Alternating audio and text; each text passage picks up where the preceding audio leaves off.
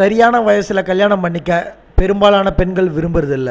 அம்மாவுடைய வீட்டில் ஜாலியாக எந்த வேலையும் செய்யாமல் யாருடைய ஆதிக்கத்துக்கும் உட்படாமல் இருக்க வேணும் அப்படின்றது அவங்களுடைய எண்ணம். அதே நேரம் உடல் ரீதியான தேவைகளை யார் பூர்த்தி செய்கிறது?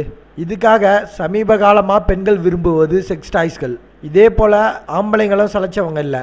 ஒரு பெண்ணை கல்யாணம் பண்ணிக்கிட்டு அனுபவிக்க வேண்டிய இன்பத்தை பொம்மைங்க மூலயமா அனுபவிக்கிறாங்க. இது வெளிநாட்டில் தான் அதிகம் அப்படின்ற நிலையில் இந்த மோசமான கலாச்சாரம் சென்னையிலையும் இப்போ வேகமாக பரவி வருது. கடந்த 2 நாட்களுக்கு முன்னாடி சென்னை ஏர்போர்ட்டில் ஒரு மூட்டையை அதிகாரிகள் சோதனை பண்ணாங்க. அதில் ஆண்கள் மற்றும் பெண்களுடைய இனப்பெருக்க உறுப்புகளை போன்ற பிளாஸ்டிக் பொம்மைகள் அடைச்சி வைக்கப்பட்டிருந்தது. இது ஒன்றும் புதுசு இல்லை. கடந்த 1 வருஷத்தில் மட்டும் 347 பார்சல்களை இது போல் கைப்பற்றியிருக்காங்க. இது எல்லாமே இங்கிலாந்து, சைனா, சிங்கப்பூர் உள்ளிட்ட நாடுகளிலிருந்து சென்னைக்கு அனுப்பி வைக்கப்பட்டிருக்கு. இன்டர்நெட் மூலமாக சென்னை வாசிகள் ஆர்டர் செஞ்சு இவற்றை வாங்கியிருக்காங்க.